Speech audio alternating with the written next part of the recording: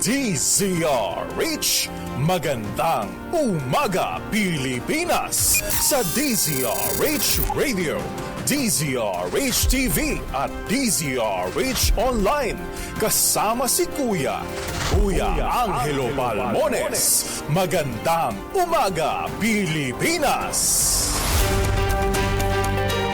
15 tayo ngayon ng Agosto, Nakuswel Day, Huwebes. Sa ulo ng ating mga balita, homecoming parade para sa mga Pinoy Olympians dinagsan, naging matagumpay. Olympics double gold medalist na si Carlos Yulo naging instant millionaire sa dami ng tinanggap na cash incentives. Halos 100 LGU tumalo na sa Lakas CMD sa nakalipas na 2 araw. Konsehal naman ng Tarlac itinalaga bilang acting mayor ng Bamban.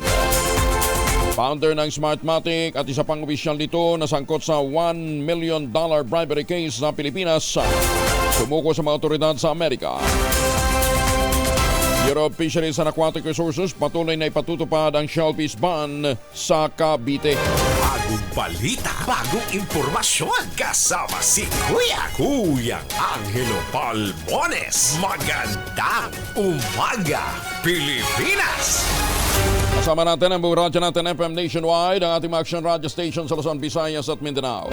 91.7 BNFM Radio sa Cebu at 94.3 FM sa Jensan. Sa detalye ng ating mga balita, naging matagumpay ang isinagawang Heroes Homecoming Parade para sa mga Pilipino Olympian na sumabak sa 2024 Paris Olympics sa pangunguna ng double gold medalist na si Carlos Yulo.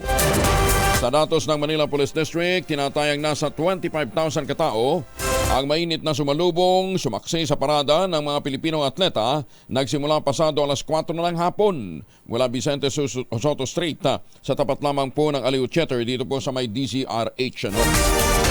Pinagtaas sa mga atleta sakay ng float ang kahabaan ng Ross Boulevard, Burgos Avenue, Top Avenue hanggang nagtapos sa Rizal Memorial Sports Complex kung saan mainit din silang sinalubong ng mga fans at isa-isang ipinakilala sa publiko. Bukod kay Golden Boy Yulo, kasamang hiniyuan ng mga fans ang bronze medalist na sina Ira Villegas at Nesty Petesio. Pati na rin si EJ Obiena, Johnny Delgaco, Lauren Hoffman, Yumi Watanabe, Ergie Bakyadan, Carlo Paalam at maraming iba pa. Hindi magkamayaw at todo ang sigawan ng mga taga-suporta kasabay ng pagdaan ng float ng mga atleta ng mga Pilipino sa bawat rutang dinaraanan. Game ding pinirmahan ng mga Pilipino atleta ang inihahagis na panyo, damit at sombrero sa kanila ng mga fans. Naging instant millionaire ang Olympic double gold medalist na si Carlos Yulo matapos na tumanggap ng ₱1,000,000 cash incentive mula sa gobyerno at business sector. Unang tinanggap nito ay 14 million pesos na cash mula sa Kongreso, habang tig 3.5 million pesos naman ang dalawang boxers na nakasungkit ng bronze medal sa katatapos na Paris Olympics 2024. Bukod sa 14 million pesos na cash, ginawaran din ni House Speaker Martin Romualdez si Yulo ng Congressional Medal of Excellence, habang sina Nesty Petesio at Ira Villegas naman pinagkalooban ng Congressional Medal of Distinction alinsunod sa House Resolution 233 at 240. Bukod sa bago tumulak si Yulo patungong Paris, binigyan din ito ng Kamara ng ₱250,000. Tumanggap din si Yulo ng 32 million pesos na laga ng condominium unit sa McKinley dito sa Bonifacio Global City sa Taguig mula sa Mega World Corporation, at ito'y isang 3-bedroom fully furnished condominium. 6 na minuto na makalipas ang alas 4 ng umaga. Hindi pa natatapos ang buhos ng papremyo para kay Kaloy dahil bibigyan din siya ng Philippine Airlines ng panghabang buhay na paglipad. Aba! Ayon sa PAL, bilang pagkilala na pa rin sa ambag ni Yulo sa Olympics, bibigyan siya ng maximum na 150,000 miles per year for life sa Philippine Airlines. Pero maliban kay Yulo, may insentibo din na 80,000 miles per year for 3 years. Sina Ira Villegas at Nesty Petesio na kapwa nakakuha naman ng bronze medal. Una rito, nagbigay na rin ng libreng flights ang Cebu Pacific sa mga atletang Pinoy na sumabak sa Paris Olympics kabilang na sina Yulo, Villegas at Pitesio. Pinag-aaralan ngayon ng pamahalaan ng lungsod ng Maynila ang pagkakaroon ng Carlos Yulo Day. Ito naman ang inihayag sa DZRH ni Mayor Hani Lacuna na anyay dagdag na pagkilala sa makasaysayang tagumpay ng two-time gold medalist ng Olympics. Nakatakdang gawin ang Carlos Yulo Day tuwing Agosto 4 sa lungsod dahil ito rin daw ang araw ng pagkapanalo niya ng unang gintong medalya sa kompetisyon. Pinag-aaralan po ng Konseho ng Maynila sa pamumuno po ni Vice Mayor Yul Serbo na kung saan po ang August 4 na yung araw po na unang nakamit ni Carlos Yulo ang gintong medalya na gawin pong Carlos Yulo Day. Opo, hopefully po maipasa na po nila yan para pagka dumalaw si Carlos Yulo sa lungsod ng Maynila, ang ating pong schedule ay supposedly on Monday, kung matutuloy po, ay maipresenta na rin po sa kanya itong resolution na ito na gagawin po ng lungsod ng Maynila at ng Konseho ng Maynila. Samantala, aminado naman ang Pangulong Bongbong Marcos Jr. na napag-iwanan ng Pilipinas pagdating sa sports. Ang pag-amin ay ginawa ng Pangulo sa naganap na Heroes Welcome sa mga Pilipinong atletang sumabak sa Paris Olympics. Dahil dito nangako ang Pangulong BBM na palalakasin ng gobyerno ang sports sa Pilipinas. Kabilang sa mahakbang ang pagkonsulta sa mga atleta, mga coaches at sports organization upang malaman ang kinakailangan at may tutulong ng pamahalaan. Ngayon, sabi ko nga, marami na tayong ibinibigay na material things. No? What I would like to now do is to ask our athletes, our coaches, all our sports organizations. Imbes na maglalabas kami ng cash, well, if you need more cash, we'll find some more. But I think more importantly, I want to be part of the development of sports in the Philippines. Iwanan na tayo.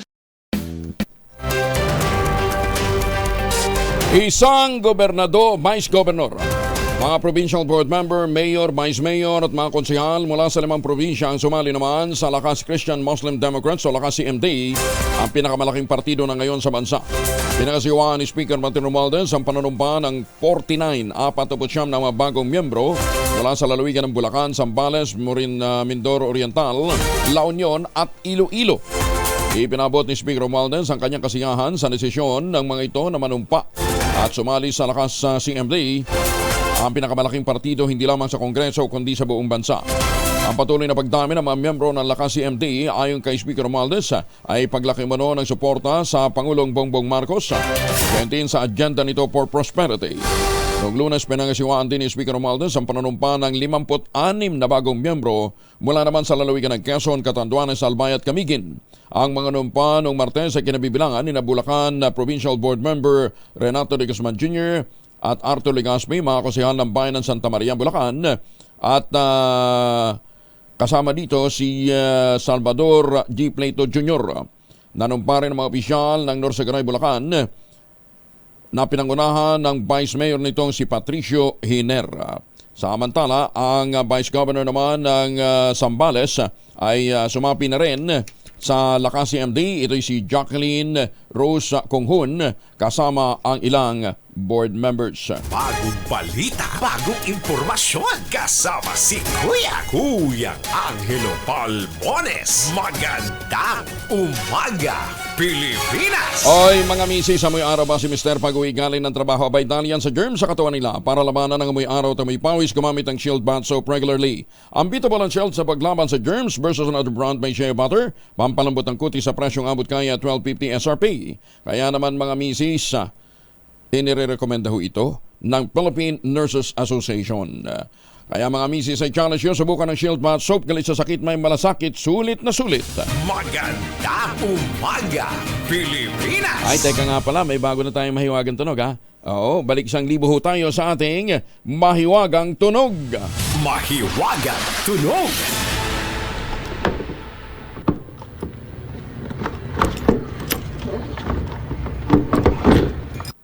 Ano kaya yan? Sorry wala pa akong clue. Wala pa akong clue. Ako nanghuhula lang din ngayon kung ano yung mahiwagang tunog natin. Wala pa yung binibigyan na clue ang ating tunog master. Mamaya siguro baka sakaling makakuha na tayo. Ang inyong pong mga sagot, ipapadala po ninyo sa 0919-282-6485. Sundin ang tamang format ng pagdetext, empty space, name slash, other slash, contact number slash, at ang inyong sagot. Isang beses lamang po maaaring mag-text sa ating text line gamit ang inyong mobile number. At dun ho naman sa mga sasali online, kinakailangan pong meron ho kayong sharer badge. Ayan para klaro, kinakailangan meron ho kayo, i-share nyo muna yung ating programa. Ito na pala, meron na. Okay. O e-bike. E-bike daw ho. Ang isa sa mga ginamit dyan. E-bike. Hindi ko alam ano ginawa doon si e-bike. Sigurado hindi binenta. E-bike ho ang ginamit na material. Maganda umaga, Pilipinas! Formal nang itinalaga ni Interior and Local Government Secretary Benhur Abalos bilang bagong acting municipal mayor ng Bamban Tarlac si Councilor Erano Timbang. Si Timbang ay manunungkulan bilang acting mayor ng bayan sa loob ng 3 buwan. Pagkatapos ng 3 buwan, papalit naman sa kanya bilang acting mayor ang nasuspending vice mayor na si Leonardo Anunciacion. Pagtiyak naman ni Timbang, ipagpapatuloy niya ang nasimulang programa at mga proyekto ng Bambang sa abot ng kanyang makakaya. Kasunod ito ng desisyon ng Office of the Ombudsman na tuluyan ng sibakin bilang alkalde ng bayan si Alice Guo. Matapos mapatunayang guilty ito sa kasong grave misconduct. Nahaharap ngayon sa kasong tax evasion o hindi pagbabayad ng buwis ang sinibak na mayor ng Bamban Tarlac na si Alice Guo. Ayon kay Bureau of Internal Revenue Commissioner Romeo Lumagi Jr., ito ay matapos lumabas sa pagdinig ng Senado na may iba pang ari-arian na hindi diniklara si Guo na malinaw na paglabag sa tax code ng bansa. Samantala, bukod kay Guo, kasama rin sa sinampahan ng kaso si Jack Uy, Rachel Carion at Baupu Land Development Incorporated, ang kumpanya naman kung saan may malaking share ang nasibak na mayor. Matatandang inamin ni Guo na ibinenta nito ang kanyang shares kay Uy kung saan hindi siya nagbayad ng capital gains tax at documentary stamp tax. Samantala, sumuko naman sa Estados Unidos ang founder ng Smartmatic na si Roger Piñate at ang dating Vice President ng election technology provider na si George Miguel Vasquez. Ito'y para harapin ang kaso isinampa laban sa kanila sa Miami Federal Court. May kinalaman sa issue ng bribery at money laundering scheme na nangyari umano noong 2016 election sa Pilipinas.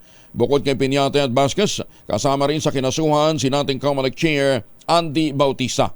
Bukod na batay sa reklamo, sa pagitan ng 2015 at 2019, si Piñate na isang Venezuelan at si Vasquez kasama ang iba pa ay nagbigay umano na hindi bababa sa $1,000,000 o 58 million pesos na suhol kay Bautista. Lain naman ng suhol na ito na manatili ang kontrata ng Smartmatic bilang service provider ng COMELEC na magsusupply ng vote counting machines sa halalan ng Pilipinas. Samantala, kahit sumuko na, pinalaya pa rin si Piñate matapos na maglagak ng piyansa na $8.5 million habang si Vasquez naman ay pinagbayad ng piyansang $1,000,000. Hindi pa napapanahon na alisin ang pinatutupad ng fishing ban sa lalawigan ng Cavite. Yan ay makaraang kumalat ang oil spill sa baybayin ng Cavite matapos ang paglubog ng MT Terra Nova sa Limay, Bataan. Ayon sa Bureau of Fisheries and Aquatic Resources, apektado pa rin kasi ng oil spill ang bahagi ng Bacoor, Kawit, Nobeleta, Rosario, Tansa, Naik, Maragondon at Ternate. Dahil upang ipagbawal ang panghuli ng mga laman dagat na maaaring magdulot ng panganib sa kalusugan.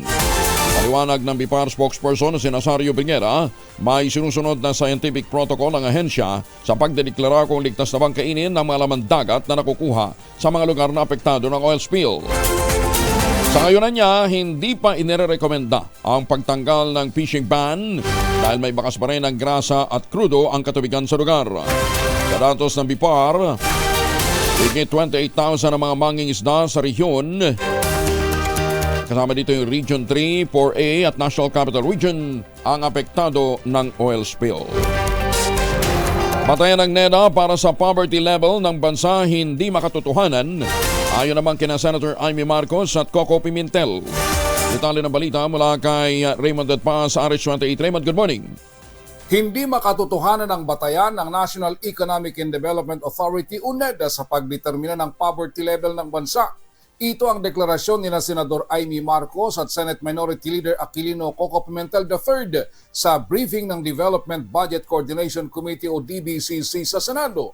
Ayon kay Senador Marcos, malayo sa katotohanan ang sinasabi ng NEDA na 91.22 pesos na budget kada araw ng isang tao. Gagastusin ito para sa pagkain, pabahay, utilities, transportasyon, komunikasyon, edukasyon, kalusugan at damit. Pinayuhan ni Marcos sa mga miyembro ng economic team ng administrasyon na magpunta sa palengke upang personal nilang maranasan kung ano ang mabibili ng 91 pesos and 22 centavos na budget. Giit ni Senador Amy, maging ang World Bank ay naniniwalang hindi na makatotohanan ang nabanggit na halaga. Pinasusumiti naman ng written explanation ni Pimentel ang NEDA kaugnay sa ginagamit nilang batayan sa pagdetermina ng poverty threshold. Iginit ng Minority Leader na kung mananatili ang ganitong batayan ng NEDA sa pagtukoy ng poverty threshold ay mananatili din ang mababang sahod o slave labor wages para sa mga ordinaryong manggagawa. Ito si RH28 Raymond Dadpaas para sa DZRH. Una sa Pilipinas, una sa Pilipino. Maraming salamat, Raymond. Ganda Umaga Pilipinas. 18 minuto na makalipas ang alas 4 ng umaga. Tumaas naman ang 32.32% ang gross gaming revenue o GRR ng Philippine Amusement and Gaming Corporation o PAGCOR sa second quarter ng taon. Ayon kay PAGCOR Chair at CEO Altenco, sumipa ang GGR sa 89.23 billion pesos, mas mataas ng mahigit sa 32% kaysa sa 67.43 billion pesos noong 2023. Mas mataas din ito ng 9.21% kumpara sa 81.70 billion pesos na naitala noong first quarter. Ayon kay Tenco, maganda daw kasi ang top line performance ng e-game sector na nagtala ng higit 6 na beses at ito'y isang bagong record high. Drug den na buwag at 11 individual ang naaresto kabilang ang anak ng kagawad ng barangay. At meron pang isang buntis sa Maribeles, Bataan. Detalye ng balita mula kay Danny Kumilang, RH37. Danny, good morning. Sa pinaigting na drug operation ng Maribeles PNP sa pamumuno ni Chief of Police Lieutenant Colonel Dennis Orbista, nabuwag ang isang drug den at naaresto ang 11 individual na kabilang ang anak ng isang kagawad at isang buntis na ginang sa Barangay Kamaya, Maribeles, Bataan. Ang operasyon ay ikinasa alas 3 na madaling araw kahapon na pinangisiwaan ni Police Captain Marlon Buenaventura. Ayon sa ulat, nagkasa ng anti-illegal drug operation sa paupahang apartment kung saan nakabili ng shabu ang nagpanggap na buyer na pulis alias Ula, 42 anyos. Inaya pa umano itong gumamit sa loob na nasabing paupahan kaya nakita niyang bumabatak ng droga ang 10 individual sa loob na nasabing apartment. Dito na pinasok ng mga otoridad ang lugar at nakumpiskan 3 peraso ng iba't ibang klase ng baril at mga bala at ang 47 gramo ng shabu na nagkakalaga naman ito sa 319,600 pesos. Nakakulong na ang mga nadakil sa Maribeles Detention Facility at inihanda na sa kanila ang isa sa pangkaukulang kaso. Samantala, patuloy na nanawagan si Colonel Orbista sa mga taga Maribeles na magsumbong sa kanilang tanggapan upang ang mga nagpapakalat ng droga sa bayang ito hindi man maubos, mabawasan kahit papaano. Danny Kumilang, RH37, DZRH, una sa Pilipinas, una sa Pilipino. Maraming salamat, Danny. Kaya papakikayungan sa ating mga kababayan dyan po sa Pampanga. Nabiyayaan naman ng Family Food Packs mula sa Department of Social Welfare and Development o DSWD ang nasa 1,000 residente ng Hagonoy, Bulacan. Sa inisyatiba ng tanggapan ni Senator Lito Lapid, nabigyan ng tulong ang mga benepisyaryo matapos mapinsala ng baha dulot ng Bagyong Karina. Pinangunahan ng anak ng senador na si Tiesa Chief Operating Officer Mark Lapid ang pamamahagi ng Family Food Packs katuwang si Councilor Tina Perez sa Litonhan ng bayan ng Hagonoy. Nagpasalamat naman kay Senator Lapid ang mga benepisyaryo sa napapanahong tulong sa kanila. Iginiit ni Senator Lauren Lagarda ang kahalagahan ng indigenous communities upang masiguro ang kaligtasan ng ating ecosystem. Idiniin ni Legarda sa kanyang privilege speech sa pagunita ng National Indigenous Peoples Day ang kahalagahan ng kaalaman sa indigenous communities dahil sa kanilang siglong karanasan sa kanilang mga lupang tinitirhan. Binanggit pa ni Legarda na ang isang nakababahalang ulat na inilabas kamakailan ng World Bank na pinagmagatang No Data, No Story, Indigenous Peoples in the Philippines. Ayon sa datos na mula sa National Commission on Indigenous People, may tinatayang mahigit sa 1,500 ancestral domains na sumasaklaw ng halos 26 million hectares ang kumakatawan sa 44% ng lupain ng Pilipinas. Pero sa kabila nito, tanging 257 lamang o nasa 17% ang may aprobadong Certificates of Ancestral Domain Titles o CADTS, kung saan 22% lamang dito ang kumpletong nakarehistro. Magugunitang si Legarda, ang pangunang sponsor ng Republic Act 10689 na nagdedeklara sa August 9 bilang taunang National Indigenous Peoples Day. Lalaking suspect naman sa robbery sa Tacloban at Ormoc City na aresto ng mga pulis. Nakunan pa ng baril. Detalye na balita mula kay Jimmy Angay-Angay, RH32. Jimmy, maupay ngaga. Suspect sa mga pagnanakaw sa Tacloban at Ormoc City na rehistro ng kapulisan sa lungsod ng Tacloban at nakumpiskahan ng baril. Ayon kay Tacloban City Police Office City Director Police Colonel Michael Palermo na kilalang suspect na si Oliver Pogoy Baclian, 34 anyos, residente sa bayan ng Basoy, Samar. Nakita ang suspect sa CCTV footage na siya ang nangloob sa isang beauty parlor at spa sa Tacloban at matangay ang halos sa 100,000 pesos na laga ng pira. Bago pang insidente, ang suspect ay may pending ring na kaso sa pagnanakaw sa siyudad ng Ormoc City at nagnakaw din ito ng 10,000 pesos sa isang establishmento rin sa lungsod ng Tacloban. Nahuli ang suspect matapos may magtip na mga concerned citizen sa kapulisan. Ng suspect may dalang baril habang naglalakad madaling araw sa Gumi Street sa siyudad ng Tacloban. Mula dito sa DY Vilacson Radyo Tacloban, ito si RH32 Jimmy Angay-Angay para sa DZRH, una sa Pilipinas, una sa Pilipino. Daghang salamat, Jimmy. 424. Kinalampag naman ni House Committee on Appropriations Chair at ako Bicol Party List Representative Saldi Co ang mga opisyal ng Department of Health upang tugunan ang daing ng mga mahihirap na mga pasyente sa ilalim ng Medical Assistance for Indigent Patients o yung MAIPA. Dahil dito sa agarang pagbibigay ng atensyong medikal, bunsod ng atrasadong pagbabayad ng doctor's fee sa ilalim ng naturang programa. Naku, matagal na hong inireklamo ito. Talaga ang kupad-kupad daw ho ng lalong-lalo na ng PhilHealth. Ginit pa ni Ko, kung mabilis lang sana magbayad ng professional fee sa mga doktor, magiging mabilis din ang pagpapaabot ng serbisyo at hindi ito magiging sagabal sa paghatid ng serbisyo sa taong bayan. Iniyak naman ng mga opisyal ng Department of Health, maglalabas na sila ng klarong panuntunan para sa MAIPA o yung Medical Assistance for Indigent Patients Program, lalo na sa pagbabayad ng doctor's fees. Unang sinulong ni Ko ang pagkakaroon ng corporate credit card upang mapabilis ang pagbabayad o disbursement ng pondo mula sa MAIPA. Sa unang pagkakataon naman, sasagutin na ng Philippine Charity Statistics Office o PCSO ang doctor's fee ng mahihirap na pasyente na nakakumpine sa ospital. Ito ang magandang balitang inanunsyo ni House Speaker Martin Romualdez matapos makipagpulong kay PCSO General Manager Mer Robles at Philippine Medical Association President Dr. Hector Santos Jr. sa Kongreso. Ayon kay Romualdez, nagpapasalamat siya sa PCSO at sinagot nito ang hinaing ng healthcare professionals, lalo na sa isyu ng professional fee. Sinabi ni Romualdez na simula sa katapusan ng Oktubre ng taong ito, ang PCSO na ang sasagot sa professional fee para maibsan ang pasanin ng mga may sakit na nakakonfine sa ospital. Teka muna, ano ito, government lang o pati private?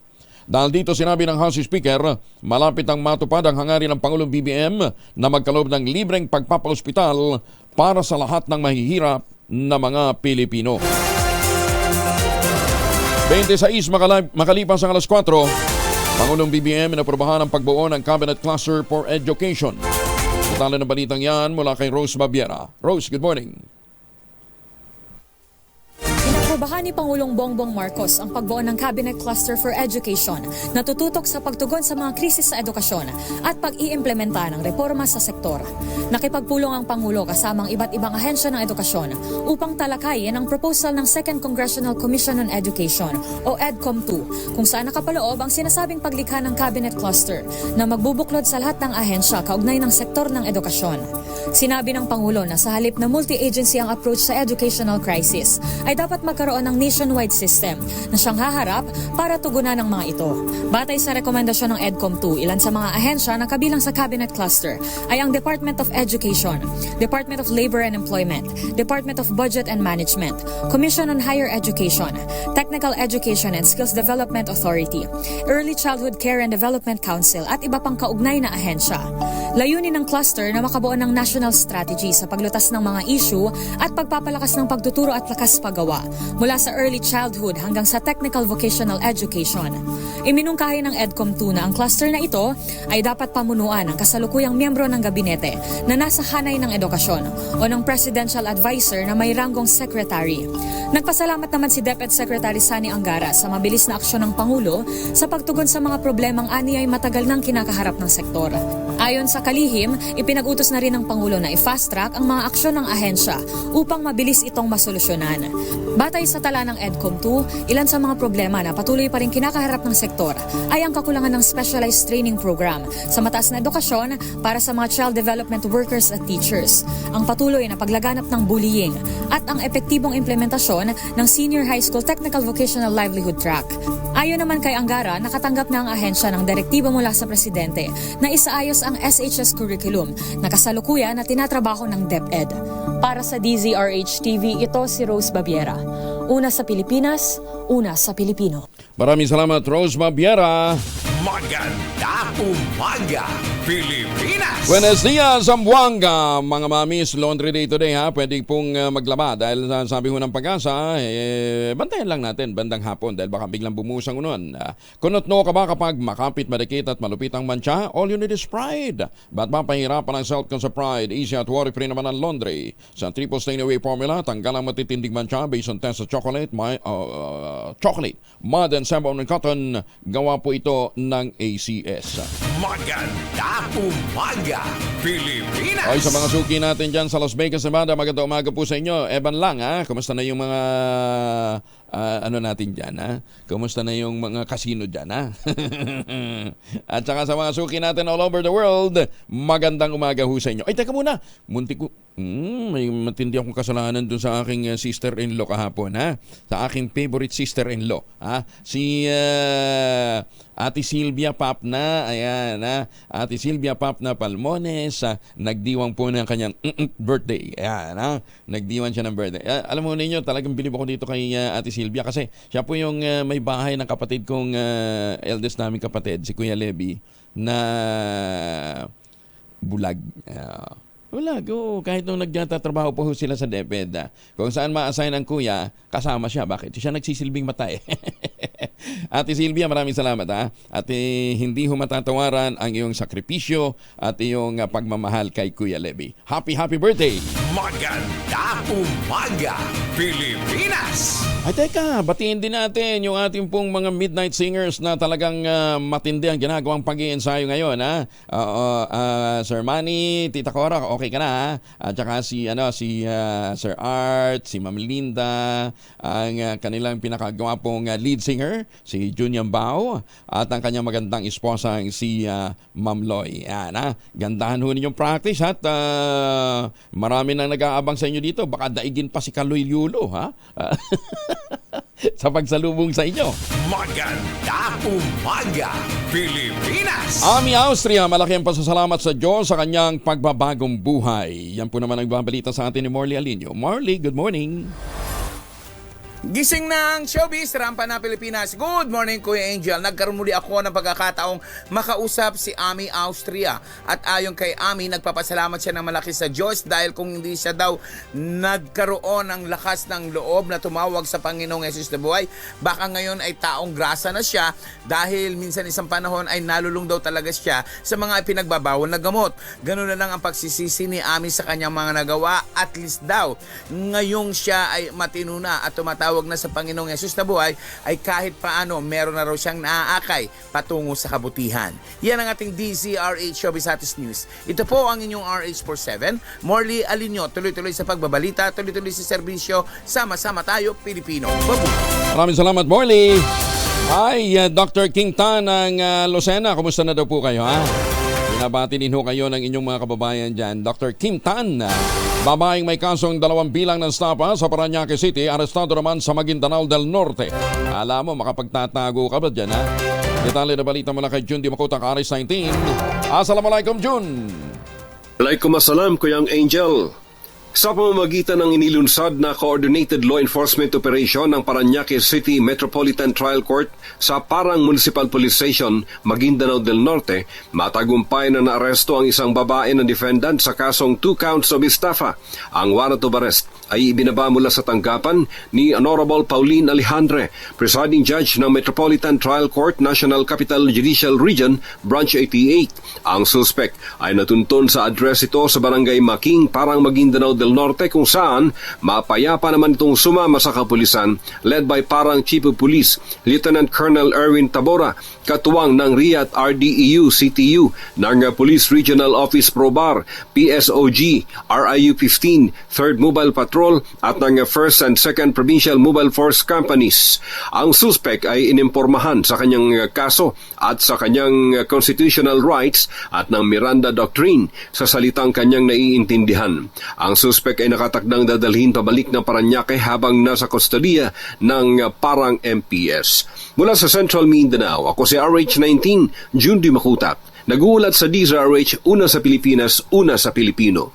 Dokran Jun, maraming salamat. Bagong balita, bagong impormasyon. Kasama si Kuyang Angelo Palmones. Magandang umaga, Pilipinas! Baka kayo po may mga importanteng lakad, huwag kalimutan magbaon ng proteksyon laban po sa mikrobyo. 2 formulation ng family alcohol na pwede niyong pagpilian.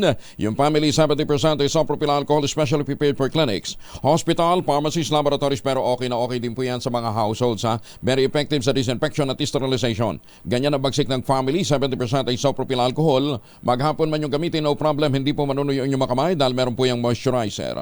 Yun naman mabagong family rubbing compound improved cologne. Ayun ho yung mabangong isopropyl alcohol na gamit ho ng mga masahista, mga barbero, mga doktor, mga nurse, mga komadrona for sponge bathing and other cleansing purposes. Family rubbing alcohol, parang DCRH, subok na sa mahabang panahon. Mabibili sa naman butik at convenience stores nationwide. Family rubbing alcohol, hindi lang pampamilya, pang-sports pa. Bagong balita, bagong impormasyon. Kasama si Kuyang Angelo Palmones. Magandang umaga, Pilipinas! High value individual drug personality, timbog naman sa bypass operation ng PNP sa Aluminum City, Pangasinan. Detalye na balita mula kay Freddy Pajardo, Aris 38, Masantos, Kabasan, si Amin sa ating mga kababayan dyan sa Pangasinan. Freddy? Nasa likod ngayon ng Rias na bakal ng Alamino City Police Station ang suspect na kinilalang si Daryl Verbania Pero alias Dar, high value individual, provincial category, 36 anyos, may asawa, poroman at residente ng Barangay Tugi Grande, Bayan ng Bani. Sa ulat ng Chief of Police Lieutenant Colonel Bernabe Ramos, alas 5:15 ng hapon, naglatag ng operasyon ng kanyang mga tauhan sa Drug Enforcement Unit, katuwang ang Regional Police Drug Enforcement Unit 1, Provincial Intelligence Unit PPO sa Barangay Buod, kung saan isa ang nagkunyaring buyer at binentahan ni Daryl ng isang plastic sachet na naglalaman ng shabu kapalit ng mark money at agad itong inaresto. 7 plastic sachet ng illegal na droga ay nakumpiska sa suspect ng may extra drug price na 102,000 pesos. Nasamsam din ang mark money. Naharap ngayon sa kaso ng paglabag sa Republic Act 9165 Comprehensive Dangerous Drug Act of 2002 ang suspect. Ito si Freddy Pajardo, Aris 38, nag-uulat para sa DCRH, una sa Pilipinas, una sa Pilipinas. Maraming salamat, Freddy. Inaprobahan na ni Budget Secretary Amena Pangantama ng pagpapalabas ng karagdagang 5 bilyong piso sa Department of Social Welfare and Development na nakalaan para sa mga benepisyaryo ng 4Ps ngayong noon pang 2023. Ang 4Ps ay isang mahalagang inisyatiba na naglalayong labanan ng kahirapan at suportahan ng mga pamilyang nangangailangan sa bansa.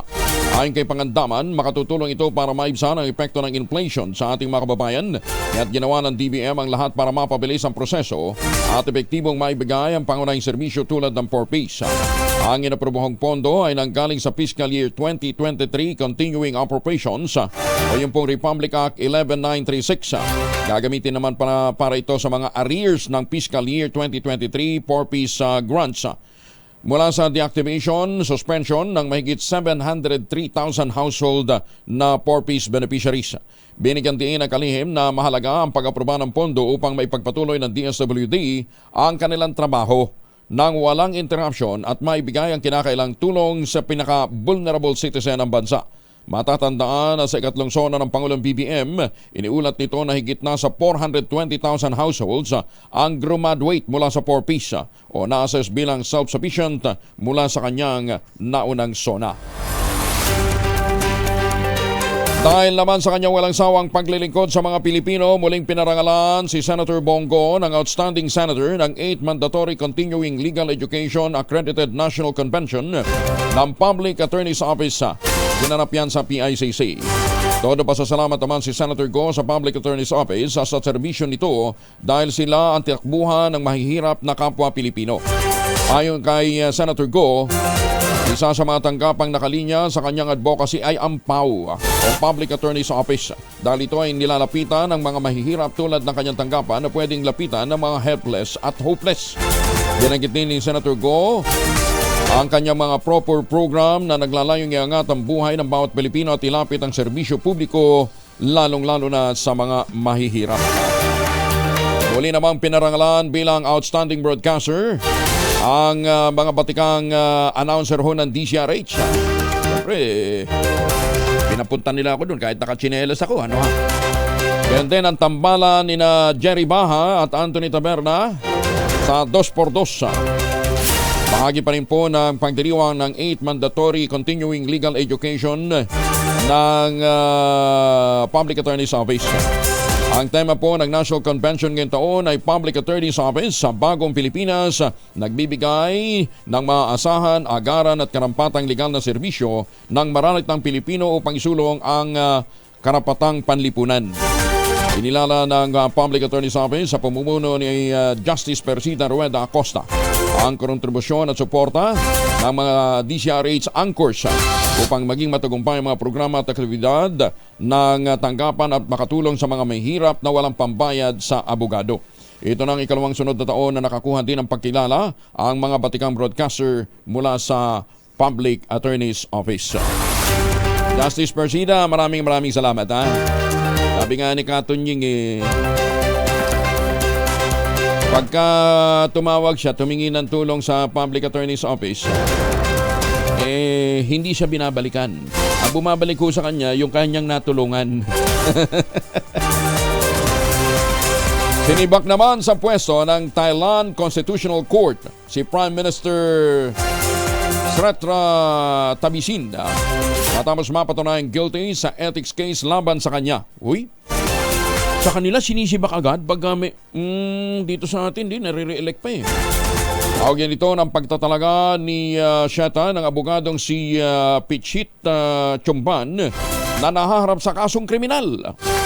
Sa desisyon ng korte, sinabi ni Judge Punya Odchachun na tinanggal sa posisyon ng Prime Minister dahil sa hindi nito pagpapakita ng katapatan.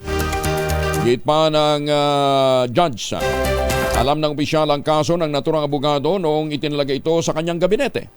Dahil dito, ang Prime Minister ang nagsilbing ikatlong punong ministro mula sa POTAI Party na pinalsik sa posisyon ng Constitutional Court. Bukod sa Prime Minister, damay din sa desisyon ng korte ang buo nitong gabinete. Bakit hindi kaya natin gayahin yung sistema sa Thailand? Ano ha? Mabawasan siguro ang mga hindi karapat-dapat na maupo sa pwesto. Ha? Eto pa, nakatakdang magbitiw sa pwesto si Japanese Prime Minister Fumio Kishida sa susunod na buwan. Ito naman ay ininunsyo ni Kishida kasabay ng pagkumpirma na hindi siya muling tatakbo sa posisyon sa ilalim ng Liberal Democratic Party o LDP at sa gitna ng low popularity ratings at pagtamlay din ng ekonomiya ng Japan. Ayon kay Kishida, sa presidential elections, kailangang maipakita sa tao na nagbabago ang partido at isa sa pinakamalaking hakbang na dapat gawin upang ipakita ang pagbabago ng LDP ay sa pamamagitan ng kanyang pagbibitiw.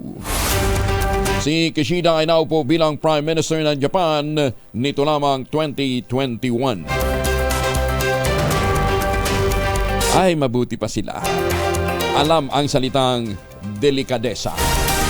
Dito sa atin, merong isang alam niyang matatalo na siya sa pagka-kongresista. Dahil sa kanyang mga kabulastugang mga ginagawa. May mantakin ho naman ninyo, ang pangalan niya, pangalan din ng kanyang construction company. Sabi niya, nag-divest daw siya.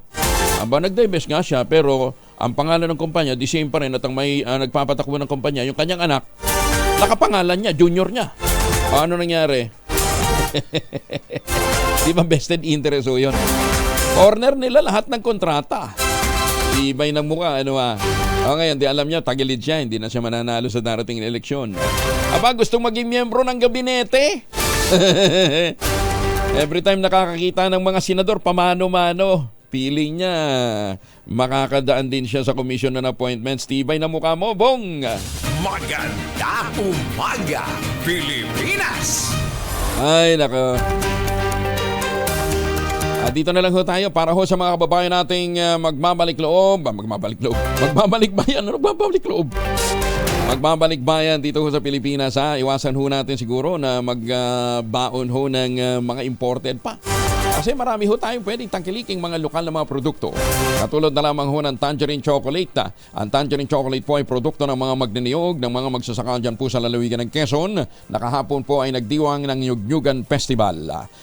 Sa tulong po ni Dr. Helen Tan, yung mga planting material ng kakao galing Davao, hinakot po yan para maitanim sa ilalim po ng mga nyugan dyan po sa lalawigan ng Quezon. Kaya ngayon, nagpo-produce na ho sila ng mga high-value crops katulad ng cacao beans. Ayan, hindi na sila masyadong umaasa na lamang sa kopra. Available po ang Tangerine Chocolate sa 0919-095-5935. May mahigit 10 variants po yan. Pwede ho ninyong i-check sa tangerinechocolate.ph. Ang mga raw materials na ginamit dyan ay galing din po sa ani ng ating mga magsasaka. Ay sabi nga po ni Dr. Helen Tan, sino bang magmamalasakit sa Pilipino kundi ang kapwa Pilipino? Kaya tangkilikin natin ang gawang atin. 44 makalipas ang alas 4 ng umaga. 3 kalalakihan arestado naman sa pananaksak. 3-minute response time apektado sa Davao City.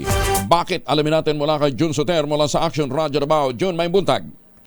May buntag usab, Kuyang Angel. Arestado sa mga pulis ang 3 suspects sa nangyaring pananaksak dakong alas 3:58 Martes ng hapon sa F. Torres Street, Barangay 11-B, Davao City. Mga suspect na kilalang sina alias Ramil, 33 anyos, alias Warren, 37 anyos, at alias David, 32 anyos. Ang biktima naman na kilalang si alias Tara, nakatira sa Jacinto Extension, Barangay 11-B, na nagtamo ng sugat sa leeg at isinugod sa Southern Philippines Medical Center. Batay sa report, mabilis na tumakas ang mga suspek sakay ng isang tricycad, ngunit nahuli sila sa magkaibang lugar sa responding pulis na miyembro ng Mobile Patrol Unit, Mobile J43, Mobile G36, Mobile 05, San Pedro Police Station 2 at Mobile 18. Alas 3:58 ng hapon, itinawag ang nangyaring krimen at narespondihan alas 4 ng hapon, 2 minuto lang, nahuli na kaagad ang mga suspek. Samantala, mabilis naman nag-post si PRO 11 Regional Director Brigadier General Nicolas Torre III sa kanyang Facebook account kung saan ikinatuan niya at ipinagmamalaki ang mabilis na pagresponde ng mga pulis dahil agad nahuli ang mga suspect. Ito si June Soter para sa DZRH. Una sa Pilipinas, una sa Pilipino.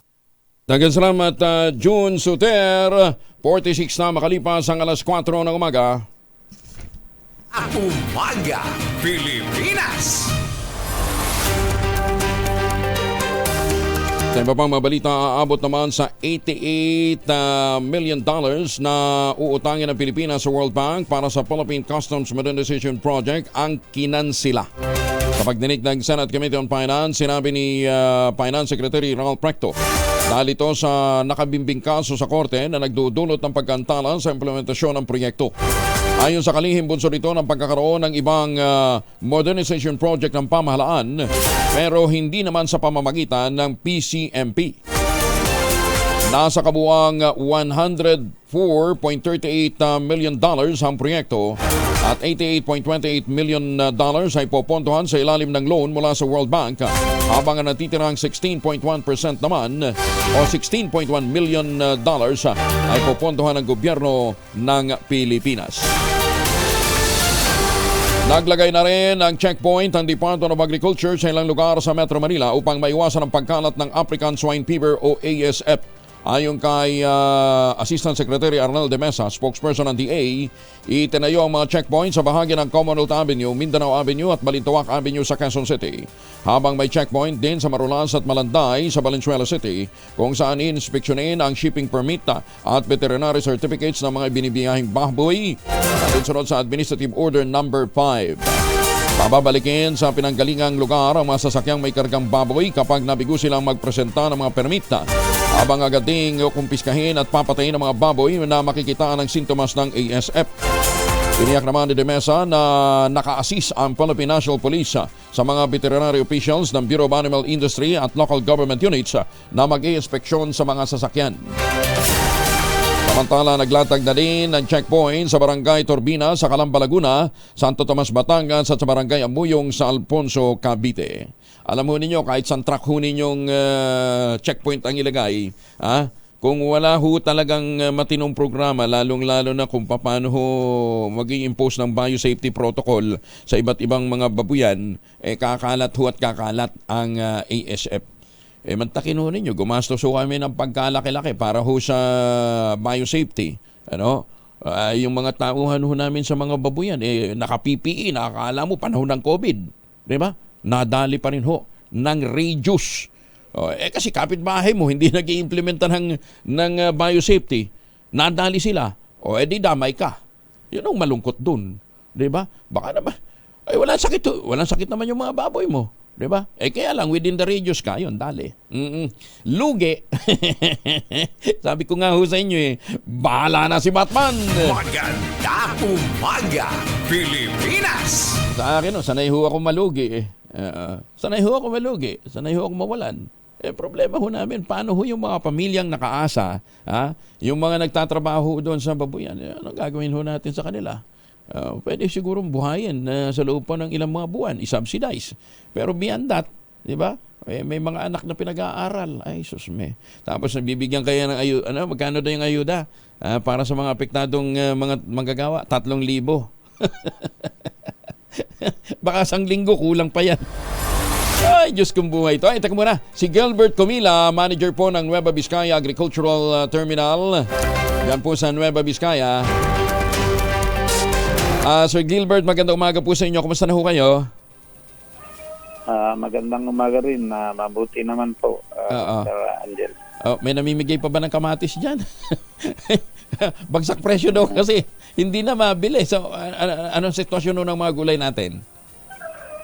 Actually, yung naitapon na yon is noong pang Sabado yun, paulit-ulit na i-repose. Kaya parang ang dating tuloy, oversupply. Pero hindi naman oversupply. Parang isolated case lang yun noong Sabado.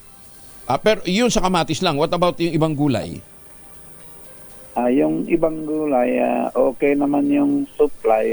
Yung nga lang, medyo bumaba yung presyo. Sa kamatis, hindi naman natin masasabi na bumaba. Bagsak presyo. Dapat, ang sabihin lang is bumaba. Kasi nasanay kasi sila sa napakataas na 60 hanggang 120 dito. Kaya umaabot ng 180 dyan. Kaya ganon. Pero yung 25 to 35, hindi pa naman bagsak presyo yun. At may kita pa naman yung magsasaka.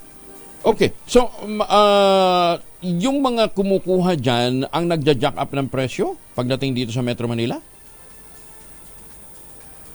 At saka yung retailer, malaki kasi ang gastos sa retailing at lahat ng mga spoilage sa retailer pumupunta. Kaya ang malaking markup is sa nagre-retail. Teka muna. Po sa gulay, ma'am. Gilbert, akala ko naglagay na ng cold storage dyan. Wala pa. Merong dalawang natapos at may isang ginagawa, pero para sa kuwan lang yon, sa sibuyas. Yung kamatis, hindi pa kasi napatunayan na pwede sa cold storage. Magastos sa cold storage. Kaya sa pag-aaral namin, medyo hindi pa napapanahon na mag-cold storage ng kamatis kasi tuloy-tuloy ang harvest noon. So, ang pwede lang doon sa cold storage, sibuyas. Paano yung ibang gulay? Pwede rin, pero yung kasing profitability is sibuyas lang talaga yung nakakasigurado na kikita sa cold storage. Kasi 3 buwan lang yung taniman, kaya 3 buwan yung anihan. Kaya yung 7 buwan sa isang taon, umaasa tayo sa cold storage.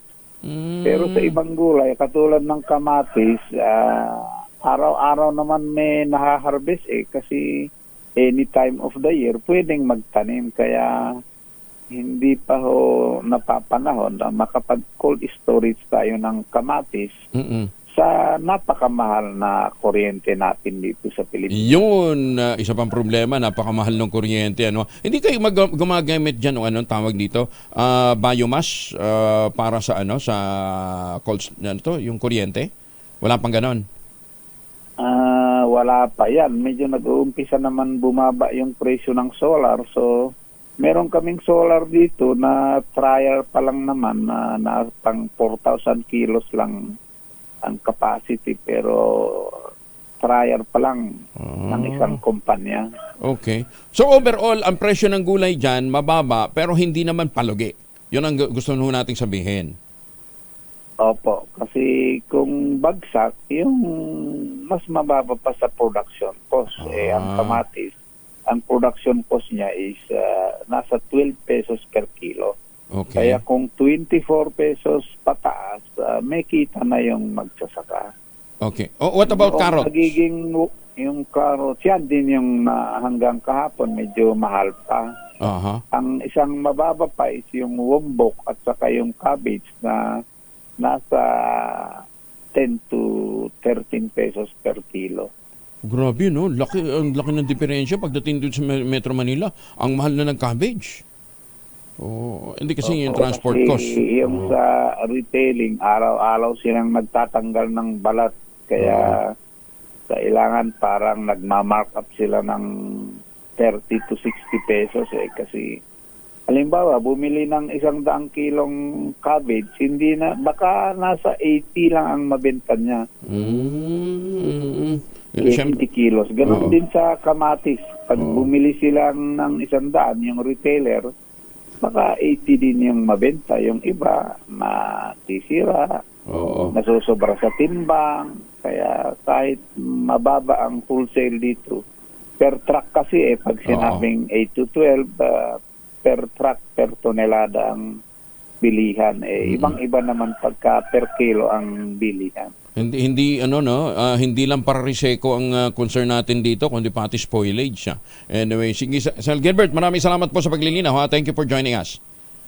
Ingat po. Salamat din po. Maraming salamat. Si Gilbert Comila ng Nueva Vizcaya Agricultural Terminal Incorporated o NBAT. Magandang umaga, Pilipinas! Ay, nako, kaya kinakailangan pasiglahin natin ang ating gising sa umaga, lalong-lalo na't marami tayong kinakaharap na problema, stress, at saka, syempre, puyat pagod. Mag-Ultabayo. Ang Ultabayo po ay Postbiotic Lactococcus lactis strain plasma na inaral po ng mga dalubhasa sa Japan through a long clinical trial. Mahabang clinical trial po ang dinaanan ho nito. Kaya't ito hindi kwento kutsero at dumaan ho sa masusing pag-aaral at pagsusuri ng mga dalubhasa. At ang bawat kapsula po ng Ultamayo ay nagtataglay naman ng 50 billion cells ng Lactococcus lactis strain plasma. At kaya naman pagpasok ho ng postbiotic o ng Ultamayo sa ating katawan, na-activate nito yung commander ng immune system, yung plasmacytoid dendritic cell. At ito po tumutulong para maitaboy po yung mga toxin sa ating katawan habang tayo po ay natutulog. Kaya para magkaroon tayo ng sapat na lakas, malabanan na ang mga sakit o mga toxin sa ating katawan, palakasin natin ang ating immune system. At yan po sa pamamagitan din po ng pagkakaroon ng magandang tulog. Magandang tulog, magandang gising natin kinabukasan. Meron tayong sapat na lakas. Ayan, ha? Kaya para ho sa ating mga kababayan, avail ho natin ang mga benepisyo ng postbiotic. Available po ang Ultamayo sa Lazada at Shopee. Siguraduhin lamang po ninyong galing po yan sa Tioxi Health Ventures. Available din po yan sa Mercury Drug, Amesco Drug, Pasmed Pharmacy, Curamed at Joann's Pharmacy. At doon sa may mga katanungan po, pwede ko yung mag-text sa 0917-110-6580. Any question under the sun na may kinalaman po sa kalusugan. Ang Ultamayo po, ang kauna-unahang postbiotic food supplement na rekomendado ng mga doktor, rehistrado sa Food and Drug Administration, at ito po naman ay halal certified. Huwag natin kalimutan, ang Ultamayo ay hindi gamot at hindi dapat gamiting panggamot sa anumang uri ng sakit. Magandang umaga, Pilipinas! Bilang ng mga nasawi dahil sa leptospirosis sa Cordillera na itala na sa 5. Detalye ng balita mula kay Romy Gonzalez. RH41 ay magnabigat, Romy. Nagbabala ang Department of Health Cordillera sa publiko na pag-ibayuhin ang pag-iingat laban sa sakit ng leptospirosis ngayong panahon na tag-ulan. Ayon kay Jeannie Ann Austria, Information Officer ng DOH CAR, nakapagtala na sila ng 73 kaso ng naturang karamdaman mula Enero hanggang Agosto 10 ng taong kasalukuyan. Mula sa naturang bilang 11 ay mula Hulyo 28 hanggang Agosto 10 na o 2 linggo matapos maranasan ang malakas na ulan dulot ng southwest monsoon na pinagtin ng bagyong Karina sa lalawigan ng Abra, Apayao, Baguio City at Benguet. 5 naman ang nasawi, 2 sa Apayao at 1 sa Baguio, Benguet at Ifugao. At mula sa 73 kaso ng leptospirosis sa Cordillera, 27 ang naitala sa Apayao, 14 sa Benguet, 12 sa Baguio City, 9 sa Kalinga, 5 sa Ifugao, 4 sa Mountain Province at 2 sa lalawigan ng Abra. Ito si RH41 Romy Gonzalez para sa DZRH, una sa Pilipinas, una sa Pilipino. Maraming salamat, Romy. Diyos te Agina. At para nga pala sa ating mga kababayan dyan po sa Central Luzon at mga karapit na rehiyon, huwag natin kalimutan, tuloy po yung alok sa atin ng Westchester Realty na pinakamurang ready for occupancy unit ngayon sa buong housing industry. With easiest term, 5% naman down payment, pwede pang gives. Kaya with 20,000 pesos all-in down payment, pwede ka na maglipat bahay agad after 7 days ng take-out ng Pag-ibig Housing Loan. Kaya't ano pang iniintay po ninyo, ito pa rin ang pangarap na magkaroon ng sariling bahay sa presyong abot kaya. Nasa loob po ng township mismo ang munisipyo, eskwelahan, palengke, mga grocery store, at iba pa hong mga amenities kaya hindi mo na kinakailangan pang lumayo. Napakalapit lamang po nito sa Clark Economic Zone at Clark International Airport. Makipag-ugnayan sa 0996-501-5555 o dili kaya sa 0947-434-5555. Ito pa rin ang pangarap na magkaroon ng sariling bahay sa presyong abot kaya. At kung ngayon nga ho kayo bibili, may chance pa ho kayong manalo ng bagong kotse. Bago ng bahay mo, bago pang kotse mo kung ikaw ay maswerte. Ayan, ha? Baka para kang kaluyulo, di ba? Biglang nagkaroon ng bagong bahay at mga bagong kotse, di ba? Punta ka na, tawag ka na sa 0996-501-5555 o sa 0947-434-5555. Magandang umaga, Pilipinas! Alam ba ninyo si Jericho Rosales nakikipag-date na kay Janine Gutierrez? Oo! Alamin natin ang balita mula kay Gorgie Rula. Gorgie, good morning! Hindi tinatanggi ni Jericho Rosales na nasa dating stage na sila ngayon ni Janine Gutierrez. Ilang beses sila nakitang magkasamang lumalabas pero wala pa muna silang sinasabi or komento sa lahat ng mga nangungulit sa kanilang dalawa. Kahit si Janine ay ayaw din munang magsalita. Mabuti at sinagot na rin finally ni Jericho ang tanong ng ilang media nang nakapanayam ito sa MediaCon ng bagong teleserye nila ni Jody Santa Maria na Lavender Fields. Pero unang na-link si Jericho kay Catherine Bernardo pero ang balita ay binasted daw ito ng sikat na aktres. May isang mayamang negosyante at politician ang porsigidong nanliligaw daw kay Catherine kaya dumistansya na rin si Jericho. Ngayon ay maayos ang anumang relasyon meron sina Janine at saka si Jericho pero wala pang kumpirmasyon kung sila na nga ba. Hanggang dating lang muna ang sinabi nga ni Jericho pero wala pang komento rito si Janine. Abangan na lang natin kapag umami na silang dalawa. Gorgie Rula po mula sa DZRH, una sa Pilipinas, una sa Pilipino. Magandang umaga, Pilipinas! Kauna-unahan sa Pilipinas. NBC Manila Broadcasting Company. DZRH, a proud member of MBC Media Group. 2 minuto na makalipas ang alas 5 na umaga. DZRH, magandang umaga Pilipinas sa DZRH Radio, DZRH TV at DZRH Online. Kasama si Kuya Angelo Balmones. Magandang umaga Pilipinas. Patuloy tayo sa mga balita. Nakatanggap ng A credit rating mula sa pinakamalaking credit rating agency ng Japan, ang Pilipinas. Base sa report ng Rating and Investment Information ng Japan, dahil ito sa macroeconomic stability, paglago ng ekonomiya at patuloy na improvement ng fiscal balance ng bansa. Ayon kay Finance Secretary Ralph Recto, may tuturing itong milestone achievement ng administrasyon na kauna-unahang credit rating upgrade sa ilalim ng pamumuno ng Pangulong Bongbong Marcos Jr. Patuloy rin niya ito na malaki ang tiwala ng mga mamumuhunan at mga creditors sa pagpapatakbo ng presidente sa ekonomiya ng bansa. Ayon kay Recto, sa pamamagitan nito, inaasahang mas magiging mura at cost-effective ang borrowing cost ng pamahalaan, ganyan din ang pribadong sektor sa Pilipinas. Bukod pa rito, inaasahan din ang pagdami ng mas maraming foreign investment at trabaho para sa mga Pilipino. Ibak na sa pwesto ang Regional Director at isa pang opisyal ng Maritime Industry Authority o Marina sa Region 5. Kaugnay ito ng paglubog ng MT Princess Empress noong nakalipas na taon na nagdulot ng oil spill sa malaking bahagi ng Oriental Mindoro at mga karatig lugar. Tinukoy na Transportation Secretary Jaime Bautista ang dinismiss na opisyal na sina Director Jaime Bea at Engineer Jose Buban. Sa pinadalang liham kay Marina Administrator Sonia Malaluan, kinumpirma ni Bautista ang findings ng Marina guilty. Itong sina Bea at Buban ng grave misconduct, gross neglect of duty at conduct prejudicial to the best interest of service. Ayon kay Bautista, nagdulot ng milyong pisong halaga ng pinsala sa pamahalaan at private stakeholders ang aksyon ng naturang mga opisyal na naging sanhi ng upang madungisan ang imahe at integridad ng administrasyon at ng transportation system. Si Rhea Torres ng Pag-asa, kasama na natin. Ma'am Rhea, good morning.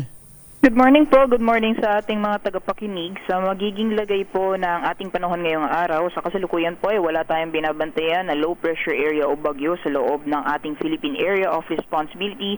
At for the next 2 to 3 days ay wala din po tayong inaasahan na sama ng panahon na posibleng magdulot ng maghapon ng mga pag-ulan sa anumang bahagi ng ating bansa. Kaya patuloy pa rin pong mararanasan yung epekto ng southwest monsoon, lalong-lalo na sa may bahagi ng Hilagang Luzon, particularly sa areas po ng Ilocos Region, Batanes at Babuyan Islands. Asahan po natin ngayong araw ang maulan na panahon. Meanwhile, dito po sa Metro Manila, pati na rin sa nalalabing bahagi ng ating bansa, generally fair weather conditions po yung inaasahan natin. Magiging mainit po pagdating ang tanghali at may mga posibilidad pa rin ng mga biglaan o mga panandali ang buhos ng ulan na mas madalas nararanasan sa hapon at sa gabi. Kaya ihanda lamang po natin yung ating mga payong o ating mga pananggalang sa ulan. At inaasahan po natin magpapatuloy yung mainit na panahon sa malaking bahagi ng ating bansa hanggang sa mga susunod na araw, di ba na lamang yung mga tsansa ng mga localized thunderstorms. Sa kalagayan naman po ng ating karagatan, wala po tayong gale warning sa ngayon. Malaya pa rin mga kapalaot ang ating mga kababayan, lalong-lalo na yung may mga maliit na sakyang pandagat. Yan naman po latest mula dito sa Pag-asa Weather Forecasting Center. Rhea Torres po, magandang umaga. Maraming salamat, Rhea. Maganda umaga, Pilipinas! At saan man po ang lakad natin ngayong araw na ito, magbaon ho ng proteksyon ng pamilya laban po sa mikrobyo. Dalawang formulation ng family alcohol na pwede natin pagpilian. Yung family 70% isopropyl alcohol, especially prepared for clinics, hospital, pharmacies, laboratories, pero okay na okay din po yan sa mga households. Very effective sa disinfection at sterilization. Ganyan ang bagsik ng family, 70% isopropyl alcohol. Maghapon man natin gamitin, no problem. Hindi po manunuyo ang ating mga kamay dahil meron po itong moisturizer. Yun namang mabangong family rubbing compound improved alcohol. Ayun po yung mabangong isopropyl alcohol na gamit po ng mga masahista, mga barbero, mga doktor, mga nurse, mga komadrona for sponge bathing and other cleansing purposes. Family rubbing alcohol parang DCRH subok na sa mahabang panahon. Mabibili sa namang butik at convenience stores nationwide. Family rubbing alcohol, hindi lang pampamilya, pang sports pa. Maganda umaga, Pilipinas! Nag-aalangan ng Amerika sa hirit ni Senator Amy Marcos na i-review ang 73 taong gulang na Mutual Defense Treaty nito sa Pilipinas. Ito na pag-alaman ng Presidential Sister. Higit 2 buwan matapos na ilutang ang panukala sa gitna ng agresyon ng China sa West Philippine Sea. Ayon kay Senator Amy, matagal na niyang gustong pangunahan ng Department of Foreign Affairs ang pag-update sa kasunduan pero malamig dito ang US. Hindi lang daw kasi ang Mutual Defense Treaty sa Pilipinas ang maapektuhan sakaling maamyandahan ito dahil may kapareho ring kasunduan ng Estados Unidos sa 27 pang mga bansa.